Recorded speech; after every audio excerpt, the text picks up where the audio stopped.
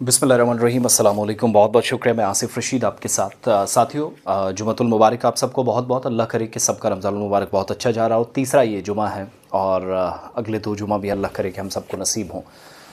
बड़ी बात यह है कि सख्त गर्मी दोनों प्रोविंसेस के अंदर है और फरवरी में जिस तरीके से हमने वादी कश्मीर के अंदर, जम्मू में, बाकी एरियाज़ में जो ग्रीनरी का एक प्रोसेस स्टार्ट होता है, लेकिन कबल अज़ वक्त दोबारा से मुख्तलिफ़ हिस्सों में माहौलियात कैसे तब्दील हो रहे हैं या माहौलियाती असर क्या है, कैसे हमने आलूदगी को जन्म दिया है, कैसे हमने चीज़ें ख़राब की, इसका अंदाज़ा भी हमने लगाया जब आपने देखा कि कबल अज़ वक्त वादी कश्मीर और जम्मू के अंदर जहाँ पर जो शाखें हैं वो फूटना शुरू हो गई थी। और इस वक्त तो मौसम बहार जैसा ऐसा लग रहा है कि फ़ेब में ही था। अच्छा, अब महकमा मौसमियात ने एक अच्छी खबर सुनाई, अल्लाह करे कि चीज़ें मज़ीद बेहतर हों। 10 मार्च के बाद जम्मू कश्मीर के अंदर भारी बर्फ़बारी का इम्कान है। मार्च के महीने में आमतौर पर कम होता था, लेकिन आप सब जानते हैं चिल्ला कलान के 30-40 दिन बिल्कुल खाली खाली गुजरे हैं। मगरबी हवाओं का असर होगा वादी कश्मीर में ज़्यादा, जम्मू के पहाड़ी सिलसिले में बहुत असर और गहरा असर इनका होगा। गुलमर्ग, सोनमर्ग, दूधपथरी जहाँ पर ताज़ा बर्फ़बारी की कंफर्मेशन की जा रही है। और आप सब देखिएगा कि रात में टेम्परेचर कितना 11:30 या 11 के आसपास जा रहा है, जो सूरत हाल को इस वक्त वाज़ेह कर रहा है। श्रीनगर में 24.7 डिग्री सेल्सियस रिकॉर्ड किया गया, जो नॉर्मल से कहीं ज़्यादा है।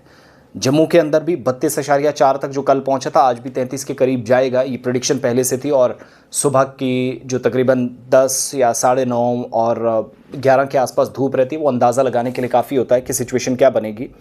गुलमर्ग में 17.2, 13.7 कम से कम जो रात का या नॉर्मल टेम्परेचर है। और इंतज़ामिया की जानिब से पहाड़ी सिलसिलों के अंदर बर्फ़बारी के बीच सख्त एहतियात बरतने के लिए फिर से कहा गया है।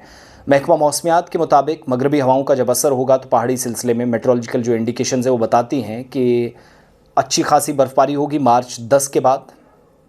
आज हम और आप सब 6 मार्च के बीच में हैं और आने वाले कुछ दिनों के दौरान पहाड़ी सिलसिले में बर्फ़ की सफ़ेद चादर होगी।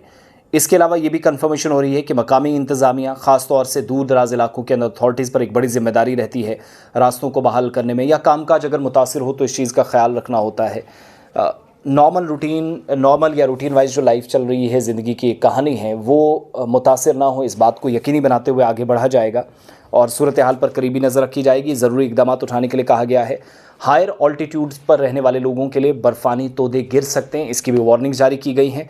और मैदानी इलाकों के अंदर हर गुज़रते लम्हे के साथ वेदर कंडीशंस बदल रही हैं या पहले के मुकाबले इम्प्रूव हो सकती हैं, इसका भी अनुमान साथ साथ आपको लगेगा। 10 मार्च तक वेट कीजिएगा, ऑफिशियली चीज़ें थोड़ी सी बदलेगी, फेवर में जाएंगी होपफुली।